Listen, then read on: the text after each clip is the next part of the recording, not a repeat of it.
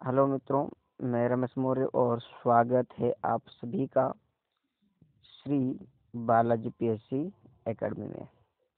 मित्रों, आज हम जिस विषय के बारे में चर्चा करने वाले हैं उस विषय का नाम है रीजनिंग।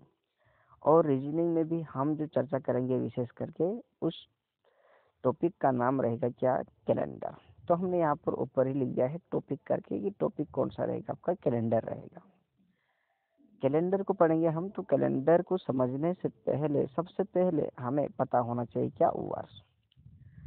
वर्ष की जब हम बात करें तो वर्ष वास्तव में दो तरह के होते हैं या फिर दो प्रकार के होते हैं। पहला आपका साधारण वर्ष और दूसरा आपका लीप वर्ष। क्या होता है साधारण वर्ष और क्या होता है लीप वर्ष, इसको अपन बेहतर तरीके से समझेंगे। वह वर्ष जिसमें 4 का भाग पूरा पूरा नहीं जाता हो या जो 4 से पूर्णतः विभाजित न हो, उसे हम साधारण वर्ष कहते हैं या सामान्य वर्ष कहते हैं। जबकि लीप वर्ष की बात करें तो जो 4 से पूर्णतः विभाजित हो जाए, अन्य की जिसमें 4 का भाग पूरा पूरा चला जाए, वह आपका लीप वर्ष कहलाता है। अब यहाँ पर अगर मैं साधारण वर्ष के अगर 2-4 एग्जाम्पल अगर आपको देकर बताऊं तो वास्तव में देखिएगा जिसमें 4 का भाग पूरा पूरा न जाता हो।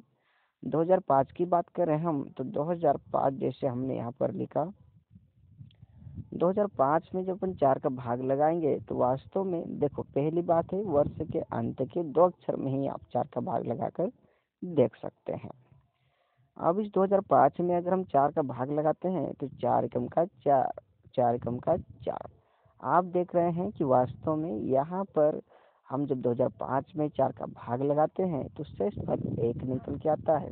सो 2005 एक साधारण वर्ष या सामान्य वर्ष कहलाता है। ऐसा कैसा एग्जाम्पल हमने लिखा है 2009। अब 2009 के ऊपर भी थोड़ी सी अगर एक नज़र डालें तो देखिएगा कि वास्तव में क्या है 2009। तो 2009 के ऊपर जब हम देखते हैं और इसमें 4 का जब भाग लगा रहे हैं तो देख लीजिएगा, 4 का भाग लगा रहे हैं हम 2009 में तो 4 एकम का 4 और 4 दूना का 8। तो वास्तव में यहाँ पर भी 4 का भाग पूरा पूरा नहीं जाता है और यहाँ पर शेषफल 1 बचा है। सो आप कह सकते हैं कि 2009 भी एक साधारण वर्ष है या सामान्य वर्ष है। तो मित्रों, ऐसे ही कुछ एग्जाम्पल है 2005, 2009, 2007, 2010 और 2017। मित्रों, ऐसे कई एग्जाम्पल है, लेकिन शायद समझाने के तौर पे इतना पर्याप्त है। तो हमने आपको साधारण वर्ष या सामान्य वर्ष को समझाने का प्रयास किया है। अब अगर मैं आपको लीप वर्ष के कुछ एग्जाम्पल अगर देकर समझाऊं तो वास्तव में आप देख सकते हैं। यहाँ पर लीप वर्ष में हमने जैसे बताया ही आपको कि जो 4 से पूर्णतः विभाजित हो जाए उसे अपन लीप वर्ष कहते हैं। जैसे अगर मैं आपको बताऊं 2004, 2008, 2012, 2016, 2020, 2024। तो यहाँ पर अपन ने जो देखा कि वास्तव में वह 4 से पूरी तरह से विभाजित हो जाना चाहिए। अगर मैं बात करता हूँ 2012 की तो आप देख सकते हैं 2012 को, 2012 में जब हम 4 का भाग लगाते हैं तो 4 एकम का 4 और 4 त्रिका 12 पूरी तरह से विभाजित हो जाता है। सो हमारे पास कोई भी शेषफल नहीं बचता है। 2012 के बाद अगर मैं ले लेता हूँ, मान लीजिए 2004 का एग्जाम्पल ले सकता हूँ, तो 2004 में भी आप देख सकते हैं कि वास्तव में क्या है क्या नहीं है। 4 एकम का 4 तो इसमें भी सिर्फ एक ही बार गया है और 4 पूरी तरह से विभाजित हो चुका है। सो आप कह सकते हैं कि यहाँ पर एक भी शेषफल नहीं बचा है। तो आपका यह कौन सा वर्ष हो जाएगा, तो आपका यह लीप वर्ष हो जाएगा। मित्रों, यह कई एग्जाम्पल है, जैसे हमने आपको एग्जाम्पल दिया है 2004, 2008, 2012, 2016, 2020 और 2024। तो मित्रों, वास्तव में आप समझ चुके होंगे क्या है क्या नहीं है। ऐसे कई एग्जाम्पल आप खुद से भी बना सकते हैं। जब हम साधारण वर्ष की बात करते हैं तो साधारण वर्ष में जब दिनों की बात करते हैं तो वास्तव में साधारण वर्ष में टोटल 365 दिन होते हैं। वहीं अगर हम बात करें लीप वर्ष में तो लीप वर्ष में टोटल 366 दिन होते हैं। ऐसा क्यों? तो मित्रों मैं आपको बता दूं कि जो साधारण वर्ष होता है उसमें जो फरवरी का महीना होता है, फरवरी का महीना मात्र और मात्र केवल 28 दिनों का होता है। जबकि जो लीप वर्ष होता है इसमें फरवरी का महीना 29 दिनों का होता है। यही वजह है कि साधारण वर्ष में टोटल 365 दिन होते हैं और लीप वर्ष में टोटल 366 दिन होते हैं। तो मित्रों आपको यहाँ तक समझ में आया होगा।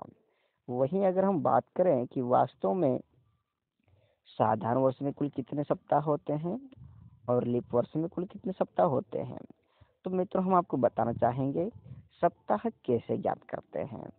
तो सप्ताह को ज्ञात करने के लिए सबसे पहले हमारे पास दिनों की संख्या होनी चाहिए जो कि हमारे पास है।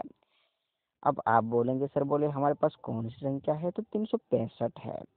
अब हम इस 365 में जब भाग लगाएंगे किसका बताइए, तो आप स्वयं समझ चुके होंगे किसका भाग लगेगा, तो 7 का लगेगा। मित्रों क्यों लगेगा 7 का भाग, क्योंकि आप सभी जानते हैं कि सप्ताह में कुल कितने दिन होते हैं, तो एक सप्ताह में टोटल 7 दिन होते हैं। और सो हमें सप्ताह ही ज्ञात करना है तो हम 7 का ही भाग लगाएंगे। अब यहाँ पर जब 7 का भाग लगाएंगे तो 7 कम का 7 और 7 पंजे का 35 कितनी बार गया बताए, 5 बार। मित्रों जब हम 36 में से 35 को माइनस करेंगे तो बचेगा कितना, 1। तो यह टोटल और फिर से कितना बन जाएगा, 15। अब 15 में फिर से 7 का भाग लगाएंगे तो 7 कम का 7 और 7 दूना का 14। कितनी बार गया बताए, 2 बार। तो यह कितने सप्ताह हो गया, 52 सप्ताह हो गया। लेकिन मित्रों अभी कहानी खत्म नहीं होती है, कहानी और आगे बाकी है। क्योंकि जब हम 15 में से 14 को माइनस करेंगे तो बचेगा कितना, 1। इसलिए हमने लिखा है कि यहाँ पर 52 सप्ताह और 1 दिन होते हैं।